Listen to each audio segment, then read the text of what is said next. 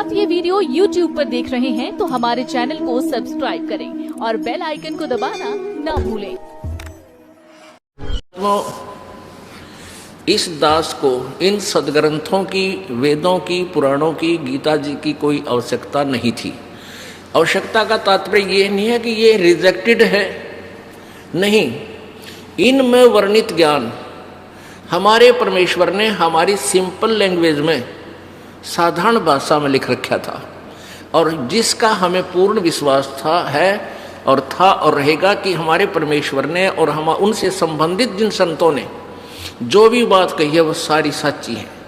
और वेदों और पुराणों की वाली ही, जिनसे जो वेदों और पुराणों में ज्ञान नहीं है वो भी परमेश्वर कबीर जी की वाणी और उनके प्रत्यक्ष दृष्टा संतों की वाणी में उपलब्ध थी।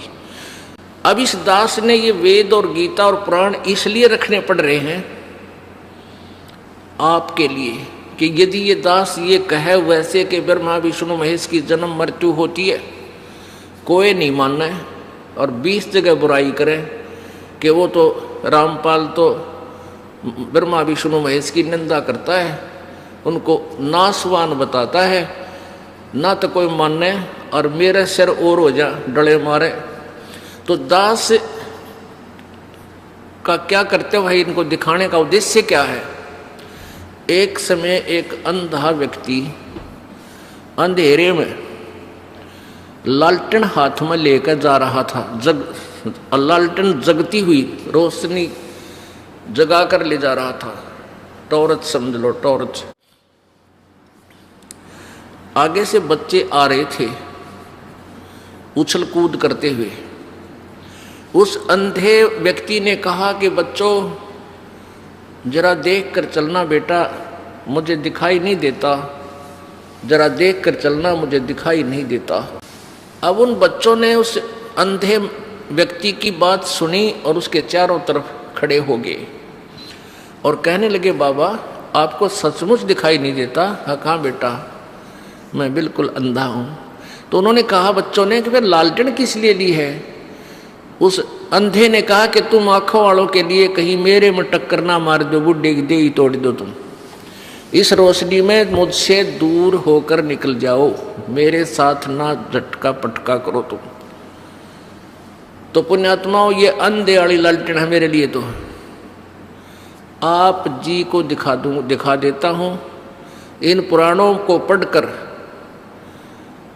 ये मेरे साथ ना खसेंगे जो ब्रह्मा विष्णु महेश के पुजारी हैं, और पुण्यात्मा इस बात को स्वीकार भी करेंगे और अपना कल्याण भी करवा देंगे। इस लालटेन का डबल बेनिफिट है हमारे को, एक तो अपनी जान बचे और दूसरा कल्याण हो जो पढ़ ले और देख लेगा। अब देखिएगा, यह लालटेन दिखाता हूँ आपको कि ब्रह्मा विष्णु महेश नासवान है, इनकी जन्म मृत्यु होती है, ये रहट के कुएं की तरह जन्मते मरते हैं।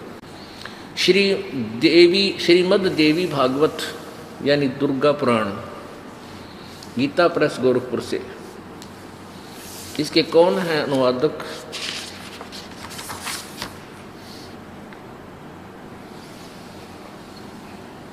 संपादक है हनुमान प्रसाद पोदार, चिमन लाल गोस्वामी। ये कहाँ से प्रकाशित है? मुद्रक एवं प्रकाशक एवं मुद्रक गीता प्रेस गोरखपुर, गोविंद भवन कार्यालय कोलकाता का संस्थान। ये इनके फोन नंबर है। इससे पुस्तक इस पवित्र पुराण के 123 पृष्ठ पर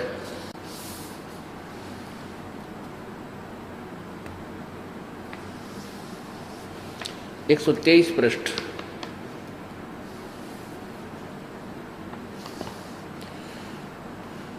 विष्णु जी दुर्गा की स्तुति कर रहे हैं। विष्णु जी अपनी माता दुर्गा की स्तुति करते हुए कह रहे हैं, तुम शुद्ध स्वरूपा हो, यह संसार तुम्ही से उद्भासित हो रहा है। मैं ब्रह्मा और शंकर हम सभी तुम्हारी कृपा से विद्यमान हैं। हमारा आविर्भाव अर्थात जन्म और तिरोभाव अर्थात मृत्यु हुआ करता है। केवल तुम ही नित्य हो, जगत जननी हो, प्रकृति और सनातनी देवी हो। भगवान शंकर बोले, देवी यदि महाभाग विष्णु तुम्ही से प्रकट हुए हैं तो उनके बाद उत्पन्न होने वाले ब्रह्मा भी तुम्हारे ही बालक हुए, फिर मैं तमोगुणी लीला करने वाला शंकर क्या तुम्हारी संतान नहीं हुआ? अर्थात मुझे भी उत्पन्न करने वाली तुम ही हो शिवे, संपूर्ण संसार की सृष्टि करने में तुम बड़ी चतुर हो। इस संसार की सृष्टि, स्थिति और संहार में तुम्हारे गुण सदा समर्थ है। उन्हीं तीनों गुणों से उत्पन्न हम ब्रह्मा, विष्णु एवं शंकर नियमानुसार कार्य में तत्पर रहते हैं। इससे 4 कंसेप्ट क्लियर हो गए। 4, एक तो ये होगा कि ब्रह्मा विष्णु महेश नासवान है, अविनाशी नहीं है, इनकी जन्म मृत्यु होता है, इनके माता दुर्गा है, रजगुण दूसरा, तीसरा रजगुण ब्रह्मा जी, सतगुण विष्णु जी, तमगुण शिव जी है, और चौथा ये हुआ कि ये भगवान केवल वर्क डन, जैसा कर्म प्राणी करता है वैसा ही देते हैं, यानी नियमित कार्य करने में ही तत्पर रहते हैं। जो इनको जैसा आदेश होता है उसका जैसा जिसका संस्कार है वही दे सकते हैं, इसमें कोई परिवर्तन ये नहीं कर सकते। मासा घटे न तिल बधे, विध ना लिखे जो लेख, केवल सच्चा सतगुरु मेट कर ऊपर मार दे मेख। ब्रह्मा विष्णु महेश केवल प्राणी को उसका किया हुआ फल ही दे सकते हैं, इसलिए इनके विषय में प्रसिद्ध होगा कि जैसे कर्म करेगा वैसा फल देगा भगवान। अब परमात्मा पूर्ण ब्रह्म के पास एक और वीटो पावर है कि वो अपने सत भक्ति साधक के पापों का विनाश कर देता है, यानी प्रारब्ध में परिवर्तन वो परमेश्वर कबीर जी ही कर सकता है। अब हम अपने उसी मूल उद्देश्य पर आते हैं। अब ब्रह्मा विष्णु महेश कहते हैं चतुर्भुजी भगवान कहावे और हर हर डोर बंधे सब आवे। अब ये और दिखाते हैं आपको कि ज्योत स्वरूपी कहे निरंजन, मैं ही करता भाई।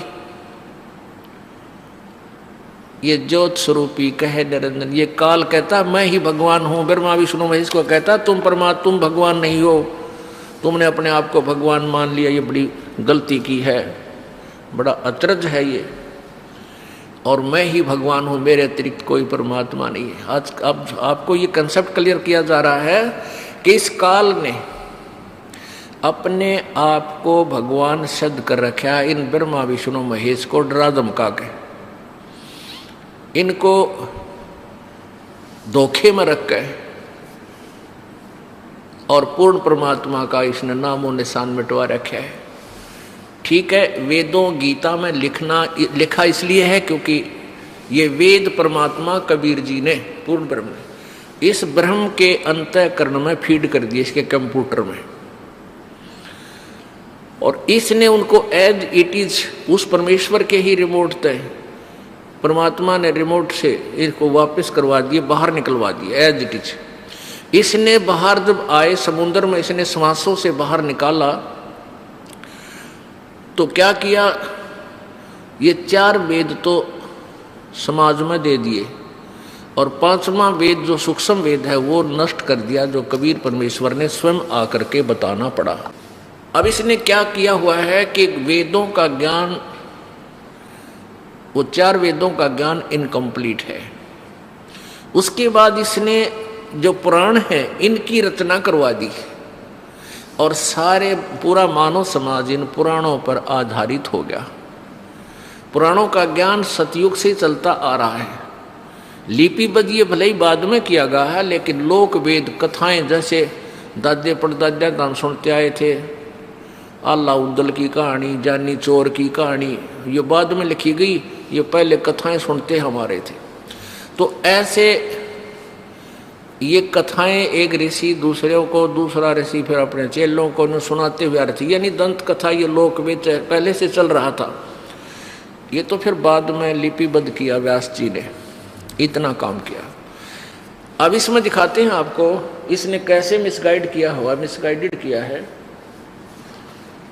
एक बार ब्रह्मा और विष्णु जी का आपस में इस बात पर युद्ध हो गया।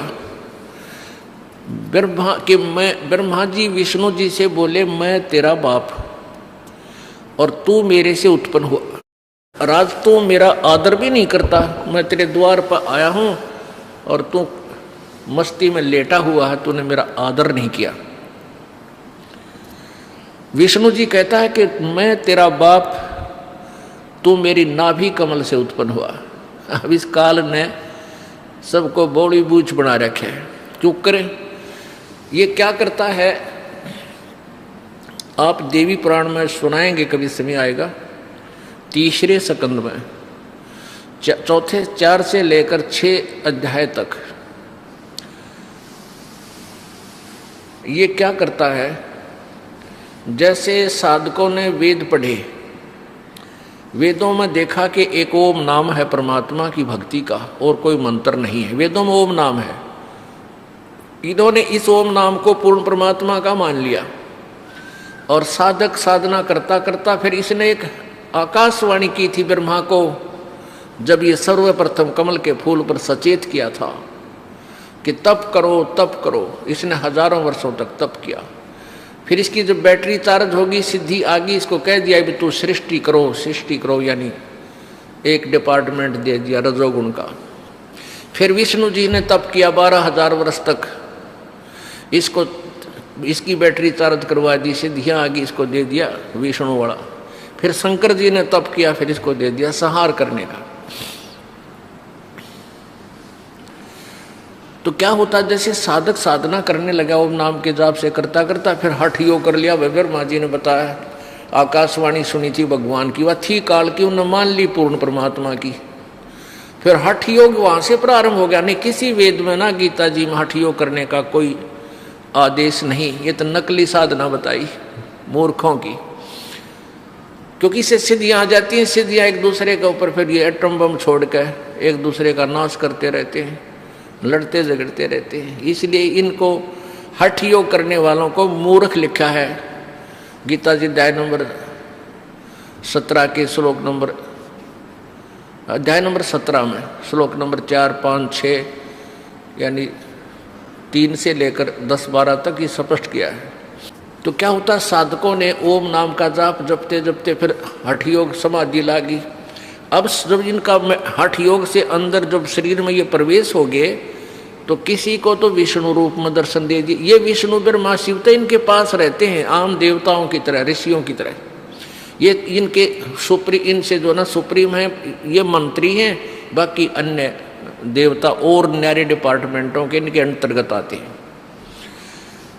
तो साधना करते करते किसी को तो विष्णु रूप में दर्शन दे दिए, विष्णु रूप में दर्शन दे दिए। जो भी कुछ मांगा इस काल ने दे दिए, ब्रह्म ने। ये वास्तविक रूप में किसी के सामने नहीं आता, इसने प्रतिज्ञा कर रखी है।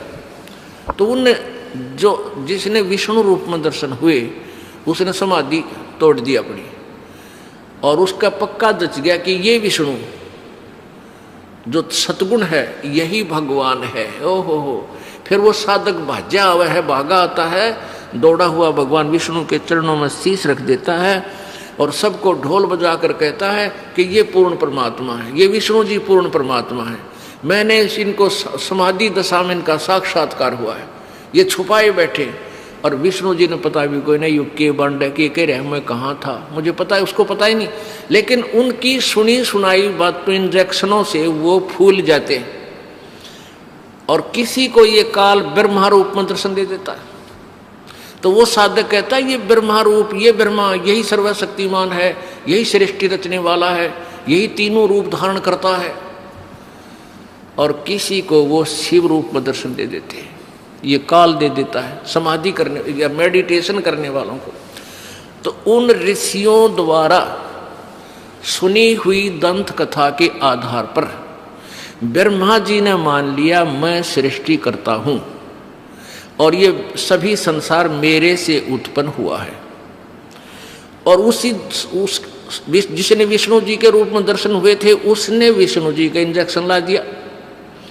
1 न 2 न 10 न 20 न 100 ने यही समर्थन कर दिया। तो विष्णु जी का पक्की दसगी कि तू ही भगवान है, और तेरी नाभि कमल से ब्रह्मा की उत्पत्ति हुई है। तो यहां अड़गी दोनों की लड़ाई। ब्रह्मा जी आया विष्णु जी के घर पर। विष्णु जी शेष नाग की सैया पर सोया हुआ था, लेटा हुआ था मस्ती में। रुक्मणी उसके चरण दबा रही, लक्ष्मी चरण दबा रही थी। आसपास और सैनिक बैठे थे, पारखत बैठे थे उनके। ब्रह्मा जी ने फिर उसको खोटी खरी सुना दी कि ओ बेटा, मैं तेरे पास आया हूँ, तू अभिमानी हो गया है हैं, और तू आए हुए अपने पिता का आदर नहीं करता। मैं तेरा बाप आया हूँ, खड़ा हो। विष्णु बोला, मैं तेरा बाप, तू मेरी नाभि कमल से उत्पन्न हुआ है, मैं सारे ब्रह्मांडों का रचने वाला हूँ। तू कैसे अपने आप को सर्वेश्वर कहता? मैं करता हूँ। अब दोनों का गुट्टम गुट्टा, लट्ठम लट्ठा, हथियार काट लिए, सेना जोड़ ली। इस देवी पुराण में लिखा है कि देवताओं ने भी ऊपर आकाश से फिर जब वो लड़ने को तैयार हुए, फूल बरसाने शुरू कर दिए। अगर कर दो काम, लड़ो। अरे ये देवताओं के लक्षण। देवताओं ने तो बीच में आना चाहिए था। भगवान, जब तुम लड़ोगे, आप ही ऐसे अभद्र व्यवहार करोगे तो हमारा क्या होगा? जनता आपसे क्या सीखेगी? अब परमात्मा कहते हैं, कह कबीर इस संसार में सबकी बुद्धि का नाश। अब ये एक बार फिर सुनाना पड़ेगा यू शिव पुराण के अंदर ये थोड़ा प्रकरण, नहीं तो फिर यह अंधे अड़ी लालटेन अधूरी रह जाएगी। अब देखो, ये शिव महापुराण हिंदी टीका सहित भाग 1, ये कहाँ से प्रकाशित है? ये है श्री शिव महापुराण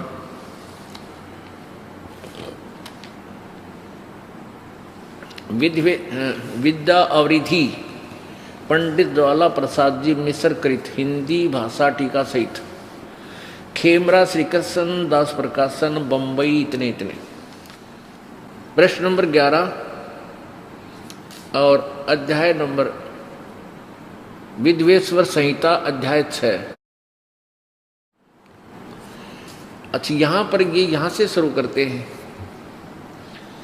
नंदी केश्वर बोले, भगवान शिव का जो वाहन है नंदी केश्वर, नंदी बैल, वो बोल रहे हैं।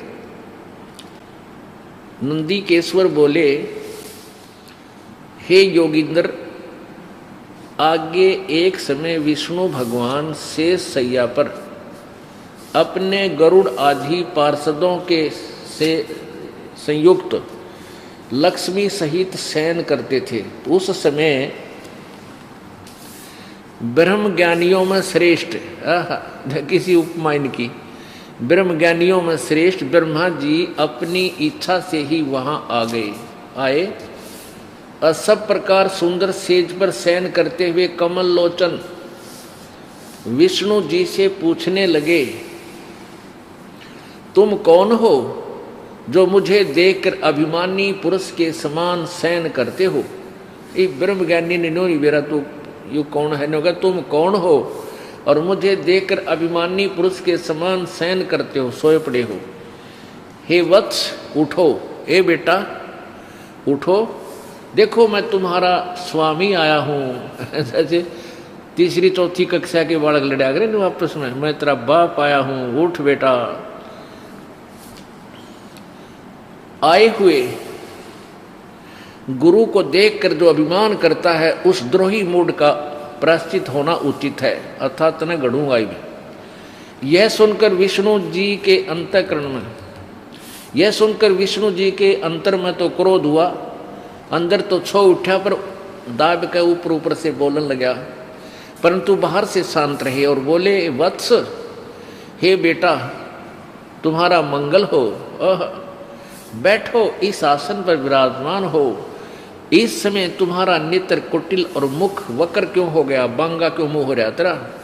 ब्रह्मा जी बोले, वत्स विष्णु, ब्रह्मा जी बोले, बेटा विष्णु, तुमको समय के प्रभाव से अभिमान है।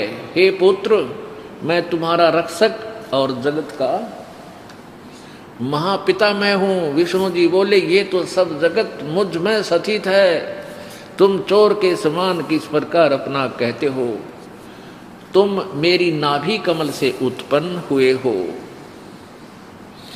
इससे मेरे पुत्र हो, मुझे पुत्र कहना व्यर्था है। नंदीकेश्वर बोले, इस प्रकार ब्रह्मा विष्णु दोनों ही रजोगुण से मुग्ध होकर विवाद करने लगे।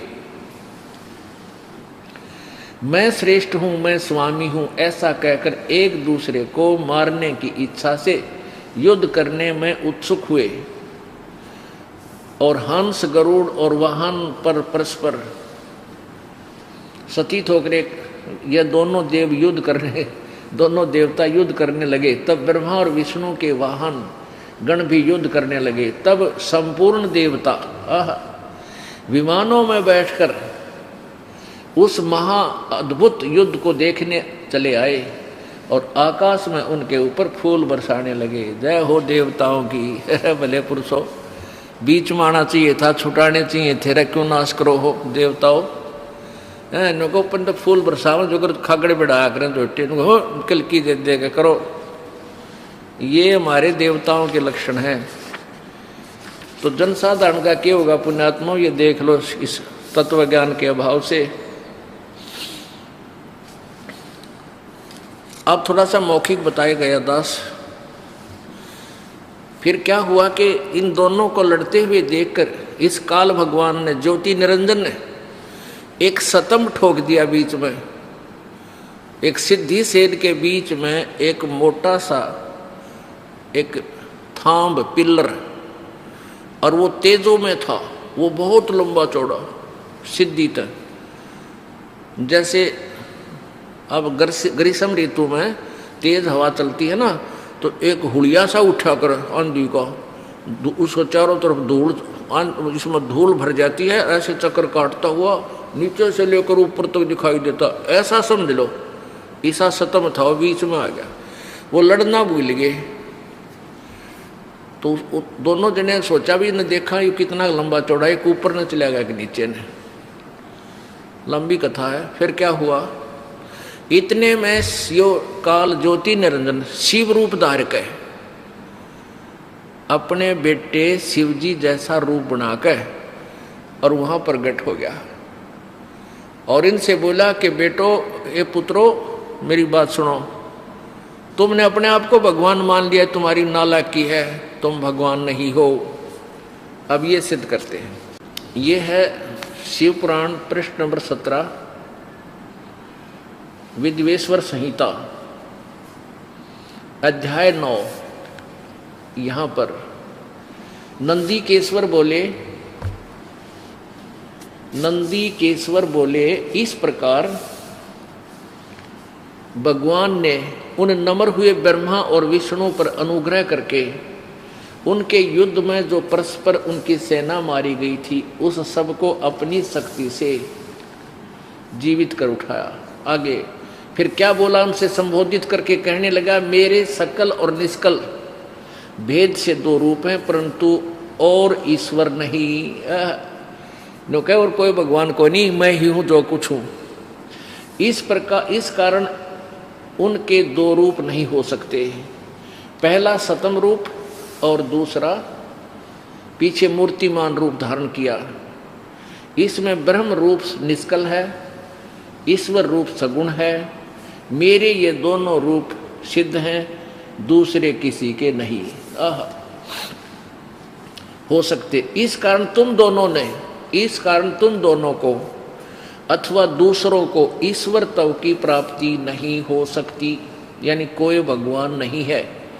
तुमने जो अज्ञान से ब्रह्मा विष्णु को कह रहा है ये काल ज्योति निरंजन ब्रह्म, तुमने जो अज्ञान से अपने को ईश माना, भगवान मान लिया, यह बड़ा ही अद्भुत हुआ।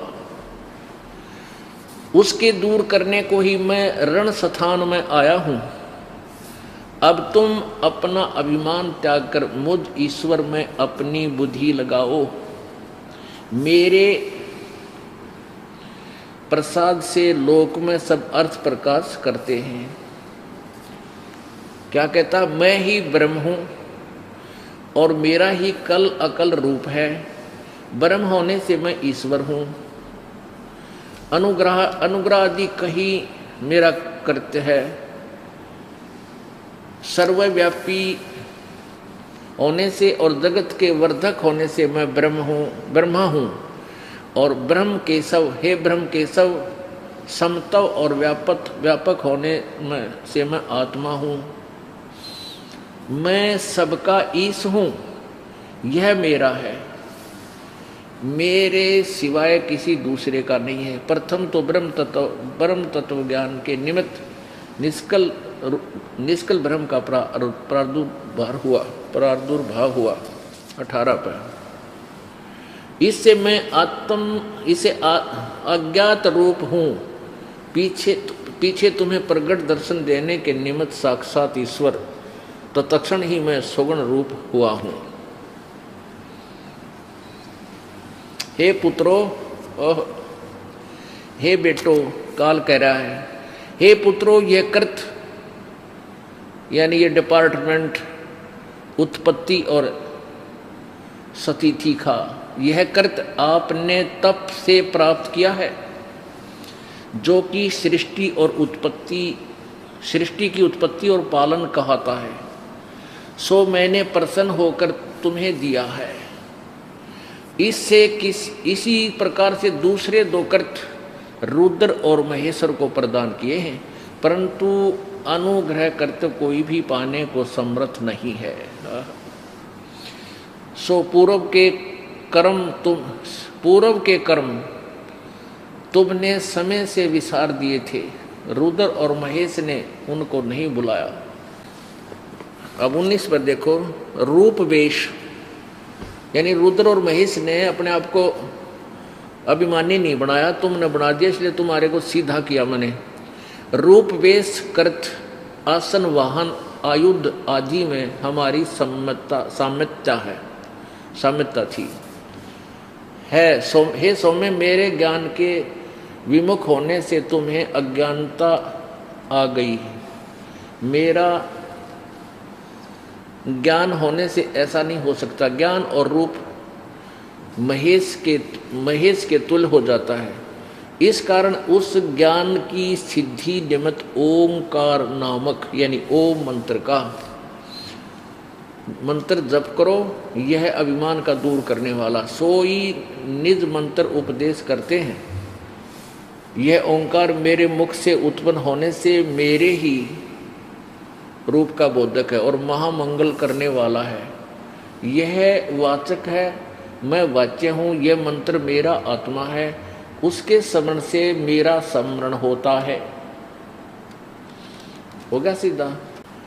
आगे इसमें कई विश्लेषण दे रखे इसका भी। उत्तर की ओर से मुख से आकार, पश्चिम के मुख से उकार, दक्षिण के मुख से मकार, पूर्व के मुख से बिंदु, यानी ये ओम एक अक्षर जो है इस काल का ही है, उत्पन्न हुआ। इस प्रकार 5 प्रकार से निर्गत हुआ यह एक ओंकार ऐसा एकाक्षर हो जाता है। गीता जी अध्याय नंबर 8 के श्लोक नंबर 13 में गीता ज्ञानदाता ये ज्योति निरंजन काल है, ब्रह्म है, ये कह रहा कि मेरा एक ओम अक्षर है। ओम इति एक अक्षरम ब्रह्म व्यवहारन माम अनुसमरण यह परियाति तदंदेहम सयाति परमाम गतिम। मेरा एक ओम मंत्र है, एक अक्षर, यह एक अक्षर ओम मेरा मंत्र है, मुझ ब्रह्म का, माम ब्रह्मन मुझ ब्रह्म का। और जो इसकी अंतिम समय तक साधना करता है वो मेरे वाली परम गति को प्राप्त होता है। और अपनी परम गति को 7वें अध्याय के 18वें श्लोक में स्पष्ट किया है कि मेरे वाली गति भी अनुत्तम है, अश्रेष्ठ है, घटिया है। इसलिए तो 18वें अध्याय के 62वें श्लोक में कहा कि अर्जुन तू सर्वभाव से उस परमात्मा की शरण में जा जिसकी कृपा से तू परम शांति और शाश्वत स्थान यानी सनातन परम धाम को प्राप्त होगा, तेरा फिर कभी जन्म मृत्यु नहीं होगा। अब प्रश्न ये उठा था कि इस काल ने अपने आप को सर्वेश्वर, अपने आप को भगवान सिद्ध कर रखा है और पूर्ण परमात्मा को बुला दिया।